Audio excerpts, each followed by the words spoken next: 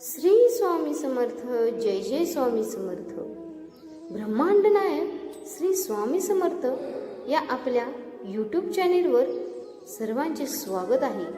सर्वांना सुखात, समाधानात आणि ऐश्वर्यात ठेवून ही स्वामीचरणी प्रार्थना. बाळा, तू खूप भाग्यवान आहेस, का तर हा स्वामी संदेश तू आज ऐकत आहेस. तू हा संदेश शेवटपर्यंत आणि मनापासून ऐकावा अशी माझी इच्छा आहे. कारण बाळा, हा संदेश ऐकल्यानंतर तुझ्या आयुष्यातील अडचणी दूर होणार आहेत आणि तुला नवीन दिशा मिळणार आहे. तू जर या मताशी सहमत असशील तर कमेंटमध्ये श्री स्वामी समर्थ लिहायला विसरू नकोस. स्वामी म्हणतात, अडचणी मनात येतात किंवा अडचणीतून बाहेर पडता येत नाही, म्हणून गुरु बदलू नका, तर गुरूंची बदलायला सांगितलेली सवयी बदला, नक्की मार्ग मिळेल. स्वामी म्हणतात की सबसे बडा गुरु गुरु से बडा गुरु का ध्यास. म्हणून स्वामींचा हात कधीच सोडू नका आणि स्वामींच्यावर विश्वासच ठेवा. सहचारिणी असता सोबत तोपर्यंत तो राजा असतो, साथ सुटताच तिची तो आयुष्यातून वजा होतो.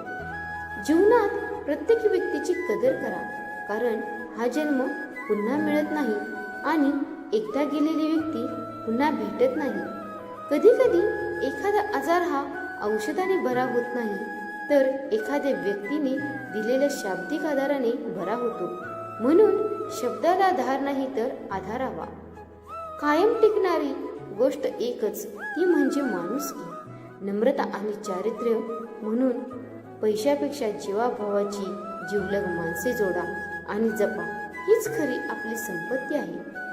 ज्याला दुःखाची जाणीव असते त्याला सुखाची किंमतही असते. म्हणून आपण जे दिवस काढले आहेत त्याची नेहमी जाणीव ठेवा.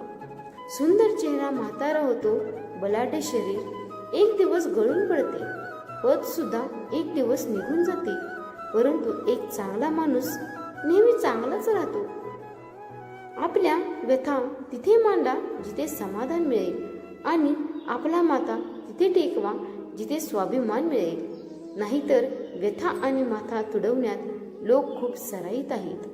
स्वप्ने अशी बघा की पंखांना बळ येईल, मैत्री अशी करा की जग आपले होईल, अपयश असे स्वीकारा की विजेता भारावून जाईल, माणूस असा बना की माणुसकी नतमस्तक होईल. स्वामी म्हणतात की कधीही कोणाला द्यायचंच असेल तर तुमचा वेळ द्या, कारण इतर वस्तू रागात परत केल्या जातात, पण दिलेला चांगला वेळ हा कायमच्या अप्रतिम आठवणी देऊन जातो. त्या फेकल्याही जात नाहीत आणि वायाही जात नाहीत. पडत्या काळात दिलेली सोबत ही मोठे मोठे घावही सहज भरून काढते. दुसऱ्यांसाठी डोळ्यात पाणी आलं की समजावं आपल्यात अजून माणुसकी शिल्लक आहे. स्वामी म्हणतात की एक माणूस 20-25 लोकांना 2 हाताने मारू शकत नाही, पण तोच माणूस 2 हात जोडून लाखो लोकांच्या हृदयावर राज्य करू शकतो. थकलेल्या शरीराला कुठेही झोप लागते, पण थकलेल्या मनाला कुठे झोप लागत नाही. म्हणूनच शरीर थकले तरी चालेल, परंतु मनाला कधीही थकू देऊ नका. कितीही कमावून ठेवले तरी बाकी राहते शून्य आणि संकटाच्या वेळी कामाला येते आपल्या कर्माने साठवलेले पुण्य. स्वामी म्हणतात की माणूस मातीचा आहे की जातीचा हे महत्वाचे नसून तो अंधारात प्रकाश किती देतो हे महत्वाचं आहे. त्याचप्रमाणे मित्र गरीब आहे की श्रीमंत हे महत्वाचं नसून तो तुमच्या संकटात किती खंबीरपणे तुमच्या पाठीशी उभा राहतो हे महत्वाचं आहे. दुसऱ्याचं भलं करायला कोणत्याही पदाची किंवा पैशाची गरज नसते, फक्त मनात चांगली भावना लागते. आयुष्यात काही सोडून द्यायचं असेल तर समोरच्याकडून अपेक्षा करून सोडून द्या, कारण अपेक्षाभंगामुळे आलेले नैराश्य फार कठीण असतं. मी तुम्हाला एक छोटीशी गोष्ट सांगणार आहे. परमात्म्यावर श्रद्धा असणं फार कठीण आहे, पण आपल्या गुरुवर तरी श्रद्धा असावी की नाही, नाना शंका आपलं मन पोखरतात. गुरुदेवांनी एक फार अप्रतिम दृष्टांत दिला. ते म्हणाले, एक म्हातारा मनुष्य होता. तो या गावाहून दुसऱ्या गावाला निघाला होता. त्याच्या डोक्यावर ओझं होतं आणि वजनदार होतं. ते ऊन खूप होतं होतं आणि तो थकला होता. माणूस एका बैलगाडीवाल्याला आला आणि त्याने त्या वृद्धाला विचारलं, बाबा तुम्हाला कुठे जायचं आहे? यानं सांगितलं, मला या गावाला जायचं आहे. तो बैलगाडीवाला म्हणाला, मला त्याच मार्गाने जायचं आहे, तर बसा बैलगाडीत. तो वृद्ध बसला. थोडे अंतर गेल्यावर त्या गाडीवाल्याने मागे पाहिले तर त्या वृद्धाने तो बोजा आपल्या डोक्यावरच धरलेला होता. तो म्हणाला, बाबा ते ओझे खाली ठेवा. तर तो वृद्ध म्हणाला, नाही, तो माझा बोजा आहे, तो मी डोक्यावरच धरणार. अशी आपली अवस्था आहे. अरे, तो गुरु सांगतो आहे की मी बघतो सगळं, तुझा प्रपंच मी पाहतो, पण नाही, ते ओझं माझ्याच डोक्यावर राहणार.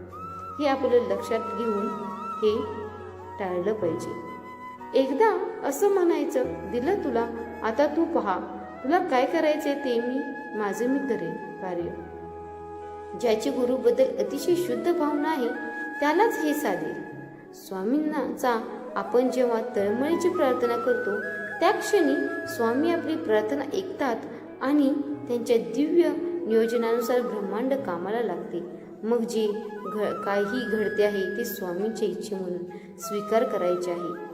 आपली टीका करणारा असो वा स्तुती करणारा, प्रत्येक व्यक्तीला स्वामीच पाठवले आहेत म्हणून धन्यवाद द्यायचा आहे. त्यांच्याद्वारे जे शिकवले जात आहे ते शिकायचं आणि स्वामी संकेतानुसार आपण आपले कर्म करत राहायचे आहे. बघा, मग तर यश नक्कीच मिळेल, यात शंकाच नाही. या मताशी जर तुम्ही सहमत असाल तर व्हिडिओला लाईक, शेअर आणि सबस्क्राईब करायला विसरू नका. श्री स्वामी समर्थ. जय जय स्वामी समर्थ.